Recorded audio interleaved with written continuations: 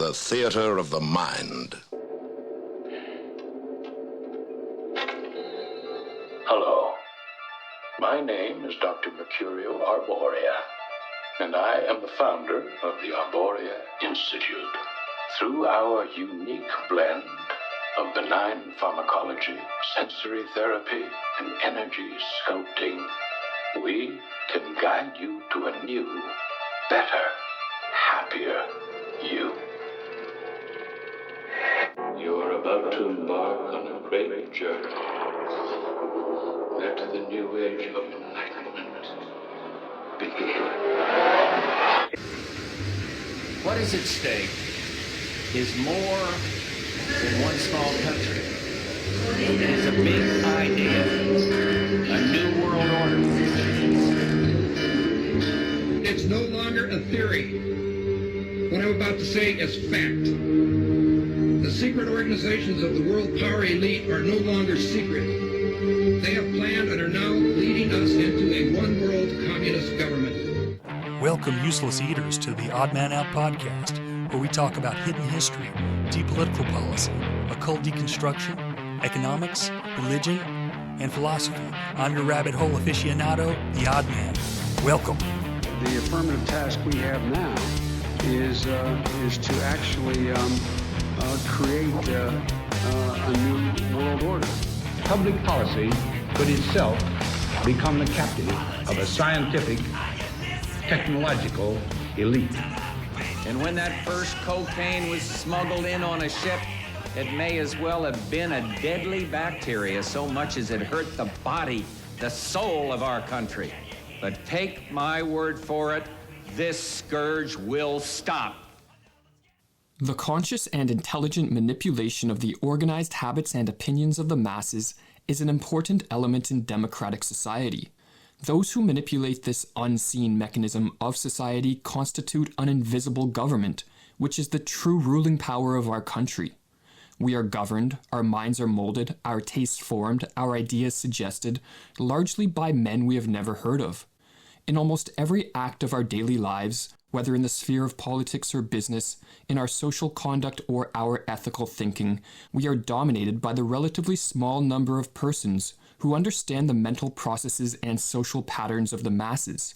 It is they who pull the wires which control the public mind, who harness old social forces and contrive new ways to bind and guide the world. This passage was written by Edward Bernays, the nephew of Sigmund Freud and a pioneering mind behind advertising, modern propaganda, and the field of public relations. Bernays' influence was enormous. Relying heavily on the insights of his uncle, he developed highly successful manipulation techniques which are still used today, not only by companies to sell consumer products, but also by the powers that be to, in the words of Bernays, control and regiment the masses. The Cambridge Dictionary says that the word propaganda means the following: information or ideas that are spread by an organized group or government to influence people's opinions, especially by not giving all the facts or by secretly emphasizing only one way of looking at the facts. The Sage Pub website, under Propaganda Through the Ages, says the use of propaganda has been an integral part of human history and can be traced to ancient Greece for its philosophical and theoretical origins. Used effectively by Alexander the Great, the Roman Empire, and the early Christians, propaganda became an integral part of the religious conflicts of the Reformation. The invention of the printing press was quickly adopted by Martin Luther in his fight against the Catholic Church and provided the ideal medium for widespread use of propagandistic materials. Each new medium of communications was quickly adopted for use by propagandists, especially during the American and French Revolutions, and later by Napoleon. By the end of the 19th century, improvements in the size and the speed of mass media had greatly increased the sophistication and effectiveness of propaganda. I shall control your mind. You will have no personality of your own. You will answer only to me. When I've finished with you, you will be attached to a machine. which will draw its energy from your body. You will be a slave on the assembly line. The basic problem is that we are living in a virtual reality. We're living in a totally controlled environment, an environment that has been created by mass media. Now, many people, especially young people, accept unquestioningly the reality that is presented by the media. Popular culture, movies, television, music, carry messages about how society works and how people should behave. And so entertainment is not value-free. It has ideological content. It presents a worldview that influences the people who watch the programming. There is a reason why television networks and the music industry, the various companies, they have programming departments. The programming that we are constantly assaulted by throughout our life conditions us, it programs us to a particular worldview. Now, we may consider it normal because we were born into the system of lies and deception. In fact, deception has become part of the social framework of society. And because we were born into this situation and our parents were born into it and have suffered from it, we don't know any better. And so we don't necessarily see things as they are. We see things as we are. Now, there are two primary means by which people are manipulated and controlled. One is very simple, very basic, and that is simply the control of information. If we don't have all of the facts on any particular topic, then our judgment is going to be no better than the quality of our information. And in spite of the fact that we have an information overload through all the information that's available on the internet and other sources, we have to have the presence of mind to be able to evaluate the information that we have available. And it's a matter of having to dig through and determine what's true, what are the lies, what are the half-truths, under that one basic heading, information control, where there has been a long-held consolidation of ownership of the different medias, press, publishing, film, music, television, consolidated ownership into the hands of very few individuals, the multinational corporations. Today, there are half a dozen multinational corporations that are controlling the information and entertainment choices that people have.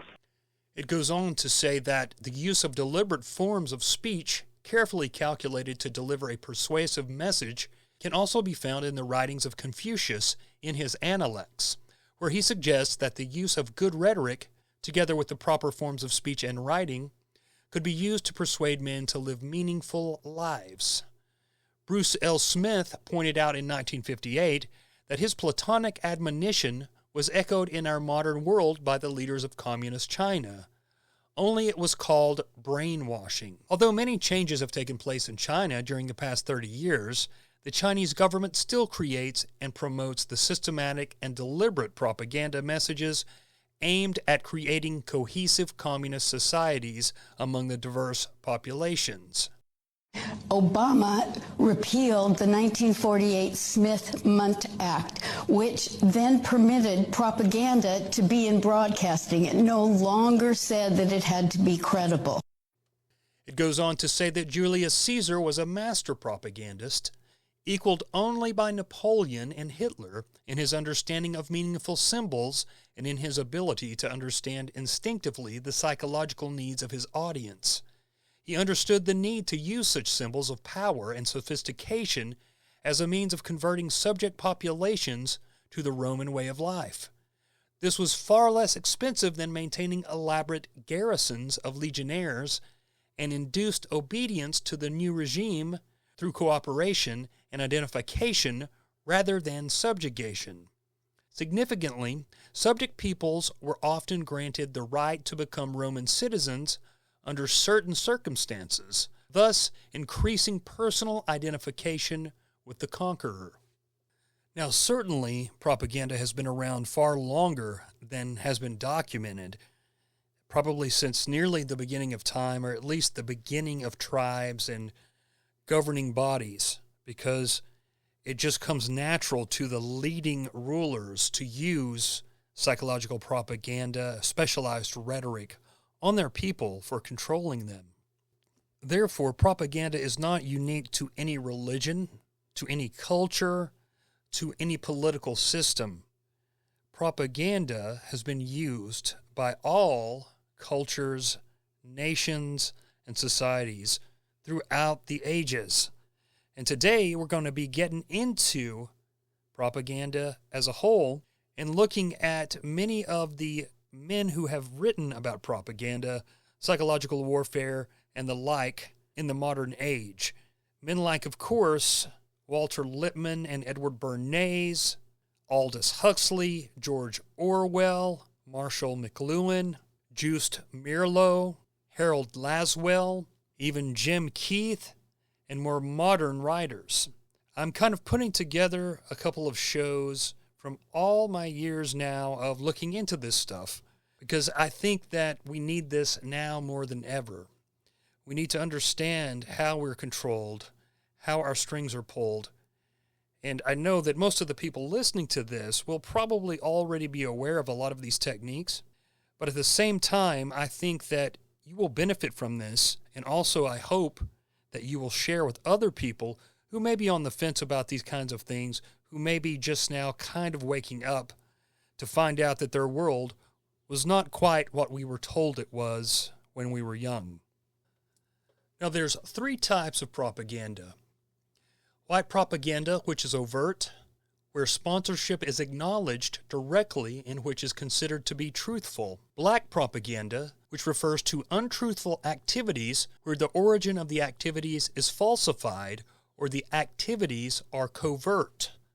Then, lastly, there is gray propaganda, situated between white and black propaganda, where there is no clear indication of origin or the origin is attributed to an ally where the truth of the information is uncertain. 100 years ago, a new theory about human nature was put forward by Sigmund Freud. He had discovered, he said, primitive sexual and aggressive forces hidden deep inside the minds of all human beings. Forces which, if not controlled, led individuals and societies to chaos and destruction. Those in power have used Freud's theories to try and control the dangerous crowd in an age of mass democracy. At the heart of the story is not just Sigmund Freud, but other members of the Freud family. Freud's American nephew, Edward Bernays. Bernays is almost completely unknown today, but his influence on the 20th century was nearly as great as his uncle's. Because Bernays was the first person to take Freud's ideas about human beings and use them to manipulate the masses.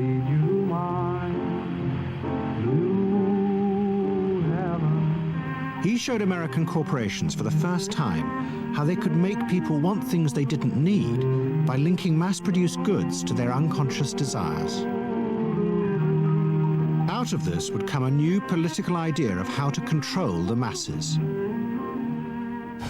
By satisfying people's inner selfish desires, one made them happy and thus docile. It was the start of the all-consuming self, which has come to dominate our world today. Now we're going to talk about Walter Lippmann a little bit on the show. He was kind of the predecessor to Bernays. He wrote books on public communication, group communication. I think one was called The Phantom Public. One was called Public Opinion. He was an early Council on Foreign Relations member. He was also an American Fabian who worked alongside John Dewey, the father of progressive education. So this is a very important guy. And I found an interesting article here, ncbi.nlm.nhi.gov. The Fabians come to America. In 1895, the Fabian Society of England came to the United States and helped establish an American Society of Intellectuals. Some of America's most influential writers, playwrights, authors, poets, industrialists, labor leaders, and politicians flocked to the new society. Dignitaries such as Jack London, Upton Sinclair, Felix Frankfurter, Walter Lippmann, and Louis Brandeis were members and dedicated followers of this collectivist idea. Most were quite open in their writings as to their dedication to collectivism. The new society in 1905 changed its name to the Intercollegiate Socialist Society.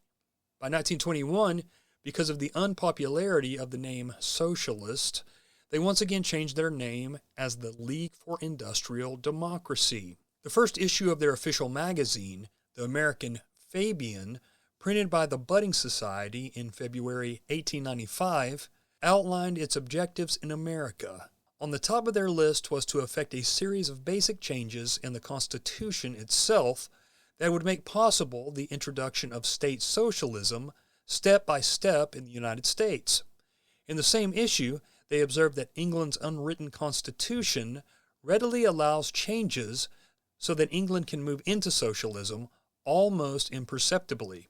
But our constitution, being largely individualistic, must be changed to admit socialism, and each change necessitates a political crisis. The real or manufactured crisis is always the engine of revolutionary assaults on traditional political structures. Never let a crisis go to waste. Hegelian dialectic, problem, reaction, solution. Even a brief review of American history, since the time these words were printed, will attest to the brilliance of this plan. Collectivism has made tremendous strides as a result of a series of contrived as well as real crises. World War I, the stock market crash of 1929, and the subsequent Great Depression of the 1930s, World War II, and so on. Today, as an example, we are told of a persistent crisis in healthcare delivery that acts as a political impetus for the establishment of a universal healthcare coverage, in effect a socialist national healthcare plan. 3 years after the new party was established, British Fabian socialist Ramsay MacDonald, on a return visit to the United States, said, "The great bar to socialist progress in the United States is the written Constitution, federal and state, which gives ultimate power to a law court." As we shall see, much attention has been given to correcting this problem. This is interesting. We're going to play a couple of clips here. One is Lord Bertrand Russell, and he was a Fabian socialist. He was a professor at the London School of Economics and Social Sciences that the Fabians started, and he says the goal, really is world socialism, world government. And then we'll play a short clip from Zbigniew Brzezinski, who says that wars lead to socialism. And I think that that's really what they want, is a world government. It's the same old story, even if it sounds cliche. They want a world socialist government. Obviously, it wouldn't be pure socialism or pure communism, but a concoction of a bunch of different isms. Now let's listen closely to these two very, very influential elites. And I think three things are necessary if people are to live happily in the industrial phase. One of these is world government. The second is an approximate economic equality between different parts of the world. And the third is a nearly stationary population. First World War ended up in 200 million people going to socialism. World War II ended in 900 million people going to socialism. World War III will end up with all of mankind not turning to ashes, but turning to socialism. That's the most optimistic point. Wow, that's very optimistic. As we continue this article, judicial activism, socialism with teeth. It was Felix Frankfurter who advocated the concept of judicial activism before his elevation to the Supreme Court. Felix Frankfurter, those we don't speak of. This idea transformed the intended purpose of the court from interpretation of the law to creation of new laws through leftist interpretation. This, of course, was one of the early goals of the Fabians, to break down the separation of powers. Judicial activism gives the courts the traditional judicial power as well as the new power to legislate, all the while separated from the voter. This new judicial power did not go unrecognized. In his 1967 Carpentier lecture at Columbia University, Justice Adolph A. Burrell opened by saying, "The thesis can be briefly stated. Ultimate legislative power in the United States has come to rest in the Supreme Court of the United States. This is a revolution. The unique fact is that the Revolutionary Committee is the Supreme Court of the United States." This reminds me of Thomas Jefferson, who was adamantly against the Supreme Court, and he said we were basically making rulers out of this small group of people. And we go on here. One of President Woodrow Wilson's closest friends was the Harvard Law professor and later Supreme Court Justice Louis D. Brandeis, those we don't speak of. Brandeis, a supporter of the idea of a sociological interpretation of the Constitution, was the justice who, interestingly, solved the Fabians' biggest dilemma: how to fund their massive new collectivist social programs. In a conversation with Associate Justice Benjamin Cardozo on how to fund social insurance, he whispered, "The taxing power of the federal government, my dear, the taxing power is sufficient for everything you want and need, and the rest is history." And as you guys may have guessed, this Benjamin Cardozo, who we just quoted, also a member of those we don't speak of. Let's go on here. President Wilson's closest advisor, Colonel Edward Mandell House, was a Fabian Society member, and it was Colonel House's opinion that the United States Constitution, a creation of 18th century minds, was not only outmoded, but grotesque and ought to be scrapped or rewritten.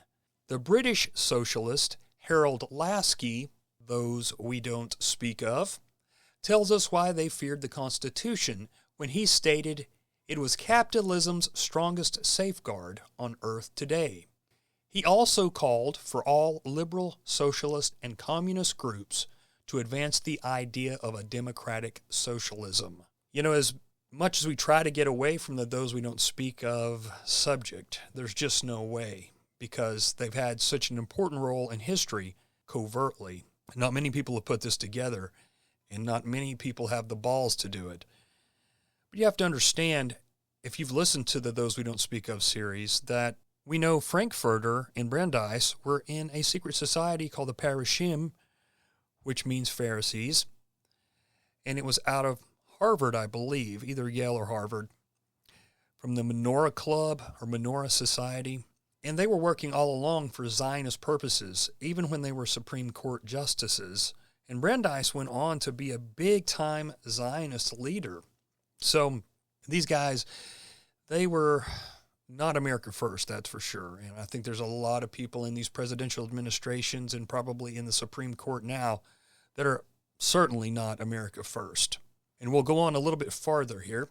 In 1920, the Fabians formed the American Civil Liberties Union, the ACLU, primarily to combat arrest and deportation of communists and also to promote leftist judicial activism. One of its founders was Supreme Court Justice and Fabian socialist Felix Frankfurter. I wrote an article for the Greensboro News on the history of the ACLU, including its early domination by communist board members. The newspaper would not print the article until it had been approved by the national headquarters of the ACLU, but it was approved. Philip Kurland, in an article for Modern Age, summarized the basic problem of judicial activism when he said, essentially, the problem is that we have become a society overburdened by laws, whether they be statutes or executive orders or regulations or guidelines or judicial decrees. It has been observed that today most laws are not made by the legislature, but rather by bureaucrats. Hundreds of thousands of pages of laws are written every day by an army of unaccountable bureaucrats who are, in essence, destroying freedom. And so I just wanted to add this part because it talked about Walter Lippmann briefly and how all this is connected. A lot of this stuff in history and these different groups, the Zionists, the Fabians, the CFR members and the Rhodes Roundtable groups, Bernays, all these people are connected, and they had similar goals. And so I think it's important to get all this out. We're going to revisit this article on the Fabian Society history, part 3, and we'll go back into this and finish this up because there's a lot of great information in here. And you see Brandeis come back up, you see Frankfurter come back up. So, this could easily be a part on one of those we don't speak of episodes, but I think we'll actually put this in the Fabian Society because it's more related to them. Now we'll get into Walter Lippmann a little bit deeper, and it mentions him here in another clip from the Century of Self documentary series, which again I highly recommend. Forces that could erupt easily to produce the frenzied mob which had the power to destroy even governments. It was this they believed had happened in Russia. To many, this meant that one of the guiding principles of mass democracy was wrong. The belief that human beings could be trusted to make decisions on a rational basis. The leading political writer, Walter Lippmann, argued that if human beings were in reality driven by unconscious, irrational forces, then it was necessary to rethink democracy. What was needed was a new elite who could manage what he called the bewildered herd. This would be done through psychological techniques that would control the unconscious feelings of the masses. So here you have Walter Lippmann, probably the most influential political thinker in the United States, who is essentially saying that the basic mechanism of the mass mind is unreason, is irrationality, is animality. He believes that the mob in the street, which is how he sees ordinary people, are people who are driven not by their minds but by their spinal cords. The notion of kind of animal drives, unconscious instinctual drives lurking beneath the surface of civilization. And so they started looking towards psychological science as a way of understanding the mechanisms by which the popular mind works, specifically with the goal of figuring out how to understand how to apply those mechanisms to strategies for social control. In Walter Lippmann's book Public Opinion, which came out in 1922, so that's 6 years before Bernays' propaganda, he said that within the life of a generation now, in control of affairs, persuasion has become a self-conscious art and a regular organ of popular government. None of us begins to understand the consequences, but it is no daring prophecy to say that the knowledge of how to create consent will alter every political calculation and modify every political premise. Under the impact of propaganda, not necessarily in the sinister meaning of the word alone, the old constants of our thinking have become variables. It is no longer possible, for example, to believe in the original dogma of democracy, that the knowledge needed for the management of human affairs comes up spontaneously from the human heart. Where we act on that theory, we expose ourselves to self-deception and to forms of persuasion that we cannot verify. It has been demonstrated that we cannot rely upon intuition, conscience, or the accidents of casual opinion if we are able to deal with the world beyond our reach. And then in his book in 1956, The Public Philosophy, he had had time to kind of gather all of his writings and look at what had happened to the country, look at Bernays' work and see what had come true and all of these different things. And this is what he said. When the world wars came, the people of the liberal democracies could not be aroused to the exertions and the sacrifices of the struggle until they had been frightened by the opening disasters, had been incited to passionate hatred, and had become intoxicated with unlimited hope. To overcome this inertia, the enemy had to be portrayed as evil incarnate, as absolute and congenital wickedness. The people wanted to be told that when this enemy had been forced to unconditional surrender, they would re-enter the golden age. This unique war would end all wars. This last war would make the world safe for democracy. This crusade would make the whole world a democracy. We know that that's been one of the motives, is to create this world government, and they have this kind of fantastical idea of democracy, which again is mob rules if it's a real democracy that's not plagued by propaganda, mass propaganda. And don't get me wrong, a representative republic has its own setbacks as well, but we all know how crazy the crowd can be, and usually is at some point or another, and it doesn't take much to get them going. He goes on to say in the same book, "There's no mystery about why there is such a tendency for popular opinion to be wrong, and judging more in peace. Usually, moreover, when the decision is critical and urgent, the public will not be told the whole truth. What can be told to the great public, it will not hear in the complicated and qualified concreteness that is needed for a practical decision. When distant and unfamiliar and complex things are communicated to great masses of people, the truth suffers a considerable and often a radical distortion. The complex is made over into the simple, the hypothetical into the dogmatic, and the relative into the absolute. Even when there is no deliberate distortion by censorship and propaganda, which is unlikely in a time of war, the public opinion of the masses cannot be counted upon to apprehend regularly and properly the reality of things." Aldous Huxley said in Brave New World Revisited, in regard to propaganda, the early advocates of universal literacy and a free press envisaged only two possibilities. The propaganda might be true, or the propaganda might be false. They did not foresee what in fact has happened, above all in our Western capitalist democracies, the development of a mass communications industry, concerned in the main neither with the true nor the false, but with the unreal, the more or less totally irrelevant.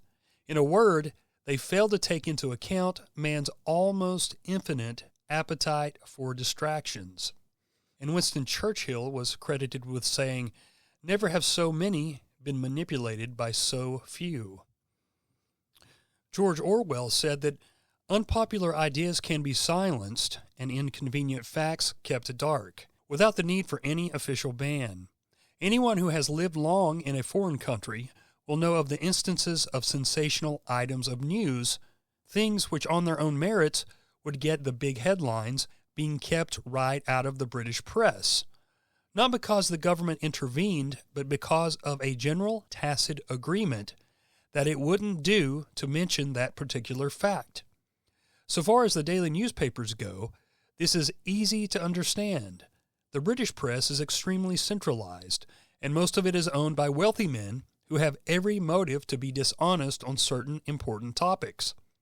But the same kind of veiled censorship also operates in books and periodicals, as well as in plays, films, and radio. And that was from Animal Farm. And Jacques Ellul, who wrote the great book, Propaganda, The Formation of Men's Attitudes, The Technological Society, Anarchy and Christianity, goes on and on. He said that propaganda tries, first of all, to create conditioned reflexes in the individual so that certain words, signs, or symbols, even certain persons or facts, provoke unfailing reactions. The important thing is that when the time is ripe, the individual can be thrown into action by the utilization of the psychological levers that have been set up. And he could not have been more correct. I mean, when you look at the way people are triggered nowadays, especially with the two-party system that we have in place, and just the way mass propaganda works in America. I was thinking, too, when we were talking about how the press can be controlled and how Orwell was saying, sometimes it's what they don't report on. And I couldn't help but think of a piece Redacted played where they explained that CNN has to get permission to report stories on Israel. And then just a few days later, it come out that the New York Times has been told basically that they cannot say certain words like genocide, occupation, and things like that related to the overtaking of Palestine. So in the liberals' mind, we've talked about this before, in the liberals' mind, they're told, just average liberal people, constantly, and this is constantly reinforced, that the right-leaning people, the conservatives, are anti-Semites. And then on the other side, constantly reinforced, the conservative pundits are telling their people that the liberals are anti-Israel. And it really just keeps people fighting and fighting, but relatively they want generally the same things. And it's interesting too, because as we've talked about so many times, all the presidential administrations are just filled with Zionists, whether it's a Democrat or Republican administration. Working as an editor, it was easy to see how simple it is to change the meaning of an event or change the meaning of what someone says through editing. And so I was very well aware of how plastic and moldable media reality was.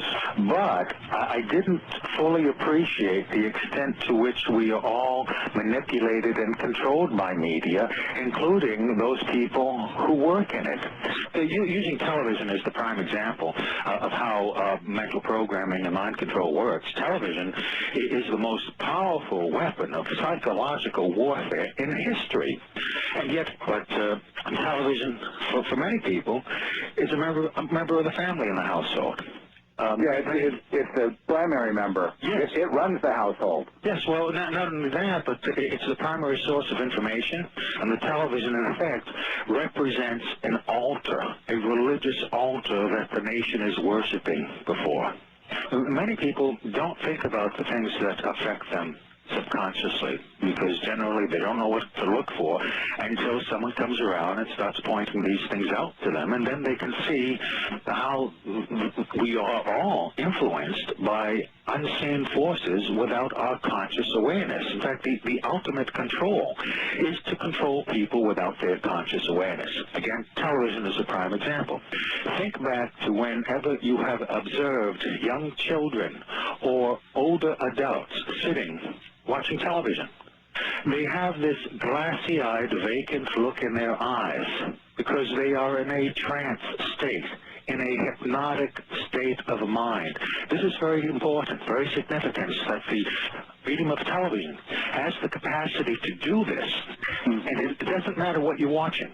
The flickering effect of the television image, although it appears to be static and stationary, it is actually flickering. We don't see it consciously, but subconsciously, the repeating visual pattern of the flicker induces the trance state. And that's the basic principle behind hypnotic programming, is that you get the subject to focus the attention of the conscious mind on one of the five senses. So in the case of watching television, we're talking about the sense of sight and the flickering image.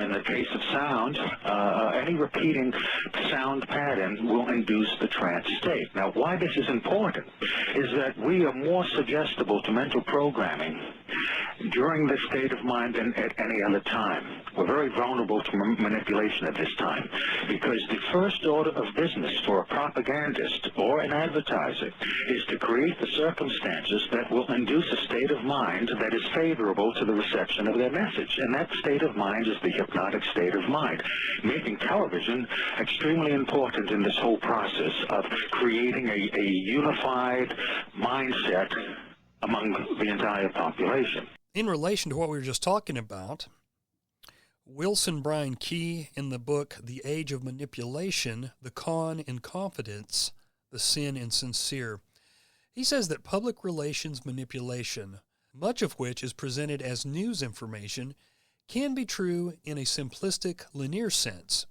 even provable in court.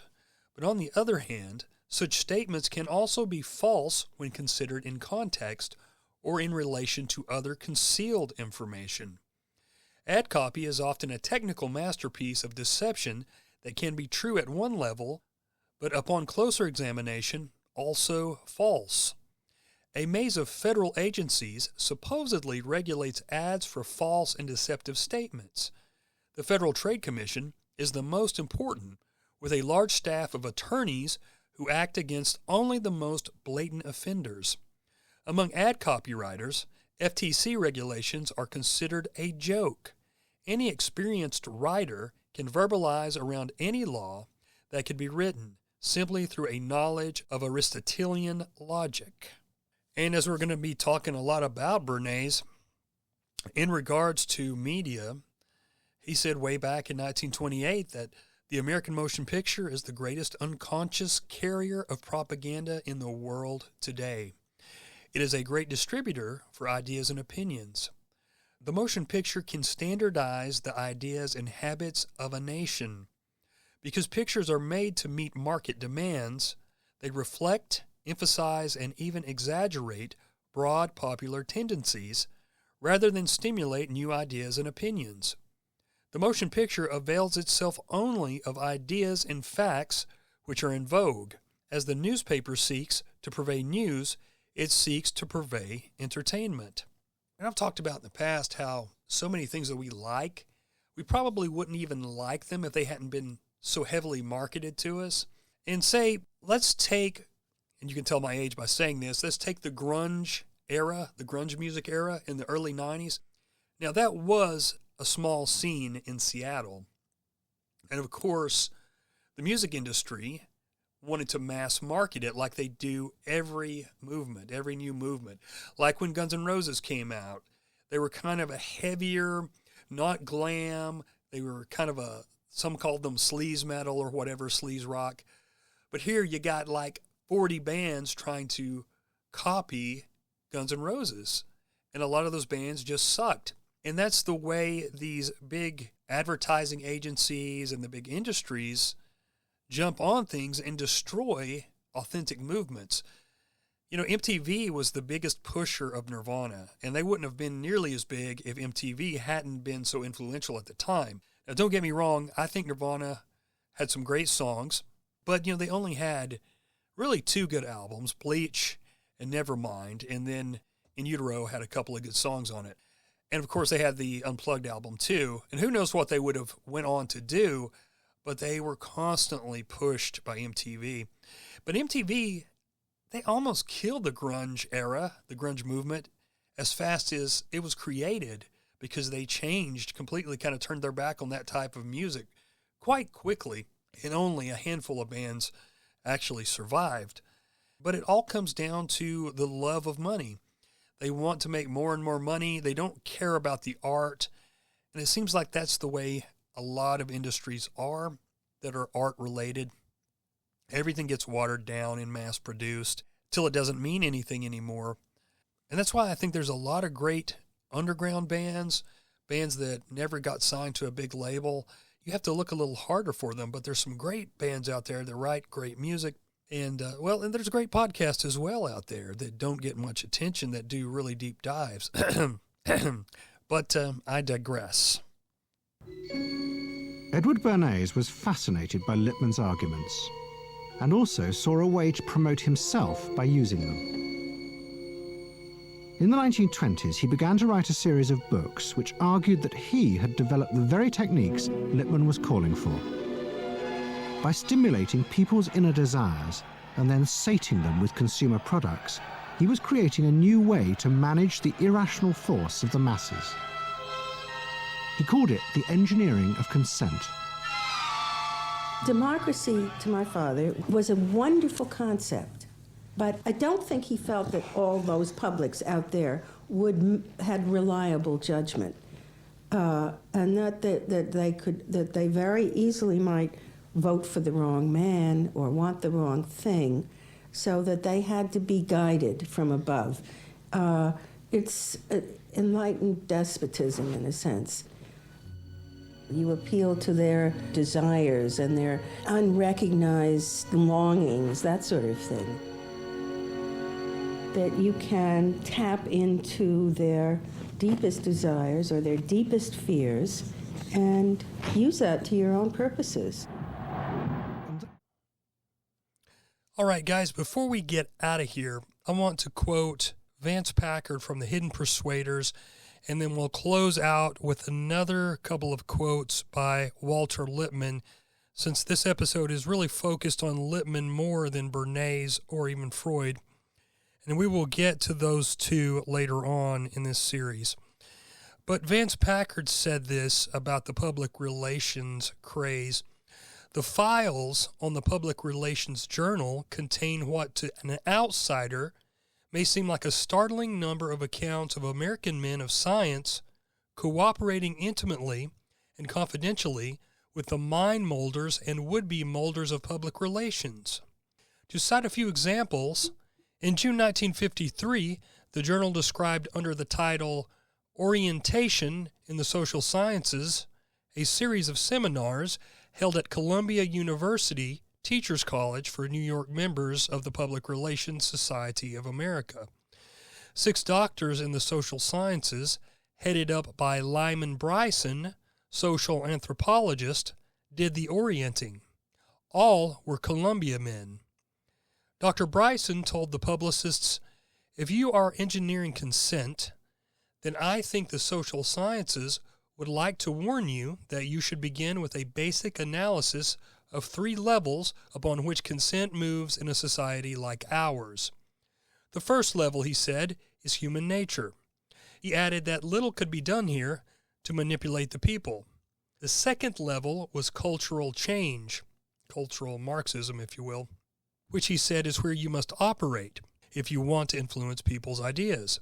The third level is the region of choice. Here is where an impulse is running in a particular direction, and some sort of choice will be made regardless, as when a choice between similar products is made. At this level, he said, it is relatively easy to manipulate people. On the other hand, if you are trying to change their ideas, you work on the second level, where different psychological pressures, techniques, and devices from those successful on the third level must be used. And we've talked about Columbia. It's just a hub for elites in mind control matters. It's kind of interesting that Columbia is the goddess, and Washington, D.C. is named after Columbia, and her statue sits on top of the U.S. Capitol. And I believe Nancy Pelosi called the Capitol a temple. We know that Columbia is tied to John Dewey and also to the Frankfurt School, and you could get really deep into that if you wanted. But for reasons of time, we're going to move on, and we'll probably hit that at another point in the series. But to finish up this episode, I want to read one more quote from Walter Lippmann from his Public Policy book of 1956, because I think it's telling on how the elites feel about average people. And though I complain now about average people myself, I do believe that if the people were given better information, obviously there would be a lot more informed people making better decisions. But the elites don't see it that way. This is what Lippmann said, and remember, this is years and years later after he'd been studying how to manipulate masses. The mass of absolutely illiterate, of feeble-minded, grossly neurotic, undernourished, and frustrated individuals is very considerable, much more considerable than we generally suppose. Thus a wide popular appeal is circulated among persons who are mentally children or barbarians, people whose lives are a morass of entanglements, people whose vitality is exhausted, shut-in people, and people whose experience has comprehended no factor in the problem under discussion. There he's just basically talking about why the public needs to be manipulated through mass communications and mass media, because the public is not intelligent enough to make the right decisions. And he basically gives it away there in that little book that democracy, the democracy we actually have, is not real democracy. It is a public who thinks they live in a democracy, but their minds are conditioned, nudged, and controlled by the government, their public relations guys, social scientists, and the like. And the news media are accomplices to that. And I'd say that much of conservative talk radio and content are also accomplices to that. They're just kind of the other side of the coin. You kind of need both sides to keep people fighting and divided and confused and to keep them distracted. And think about how Lippmann saw the public, those words that he said in that excerpt. It really reminds me of some of the things that famous eugenicist Margaret Sanger said about the people that she didn't believe deserved to live. It also reminds me of what the Freemasons call the profane masses. And in one of our episodes on Those We Don't Speak Of, we learned that the Kabbalists say initially the same thing about the non-Kabbalists. So I just thought that was worth bringing up. And as we come to a close, I just want you to understand how important it is to know the levels of manipulation that the public has been receiving for decades upon decades. Again, you go back to Bernays' propaganda book, which was in 1928.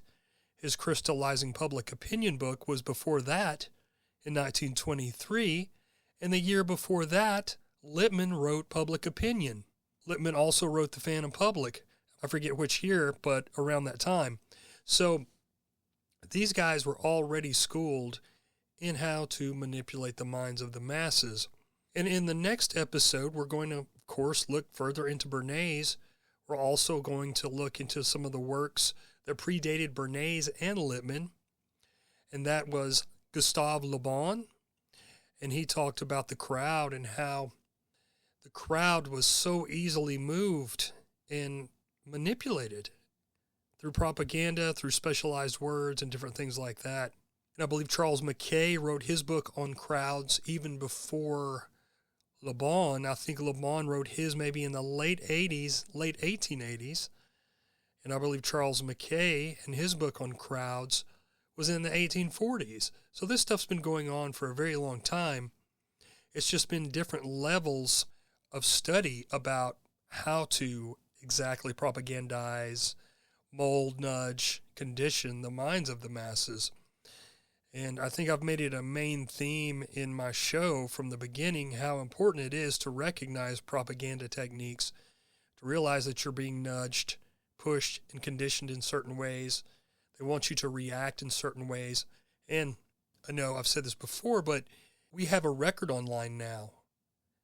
Everything we say and do, everything we like, every statement, every video that we play, every quote that we paste on, to social media, it's being tracked. It's going into databases. This information is being kept and sold. You get into the Five Eyes program. Biden just passed another FISA bill that gives the NSA even more power. Trump gave them even more power. So it's just an ongoing thing. The government's getting more powerful. We're getting closer to a GovCorp, the public-private partnerships, which we think is the end goal, one giant public-private partnership. But I think that hopefully this series will kind of bring a lot of this stuff that we've talked about really from the beginning of the Oddcast, bring it together and help you guys to kind of understand this stuff a little bit better and perhaps give you something to share with some friends and family who you think could benefit from understanding this kind of information, because it's really not talked about very much in the norm. It's who wants to sit and talk about propaganda techniques during a movie, or a sporting event. I mean, not many people, but people like us, we do, because we recognize this stuff when we see it out in the mainstream. So thank you so much once again for hanging out with me, and I hope that this has been a blessing to you that you will share with others. I want to quickly thank my patrons. I want to thank Ann. I want to thank Anthony. I want to thank Cole. I want to thank Ashley. I want to thank that crazy bread man for being a covert co-conspirator. I want to thank Aaron. I want to thank Ruckus for being a producer of the show. Check out Ruckus's content on the Daily Ruckus on alternatecurrentradio.com and on TNT Radio as well. Ruckus is a producer over there, and you can hear him on various segments. And congratulations to him, because he just became the producer of the Jason Bermas Show. So thank you, Ruckus, for your support. Thank you to No Evil Shall I Fear. Thank you to James. Thank you to Bill for being a producer of the show. Thank you to the Mighty Kilowatt. And thank you to Sir Tim of the Tunnels. You guys mean a lot. And as always, it seems like I'm always apologizing for taking a long time, but I've been out of town. I've been sick, as you can probably tell in this episode. I'm very hoarse. I've lost my voice numerous times, but I wanted to get this out to you guys, and I want to continue this series like I have the Those We Don't Speak Of series, which connects, as we talked about earlier in the show, but I think this is another one that we can kind of spread out, because there's really a lot of content out there, a lot of studies on the public mind, and We probably won't do more than 5 shows on it, but I think it's important, again, to get this information out, help people to understand it, and hopefully give them the tools to recognize this stuff in the public.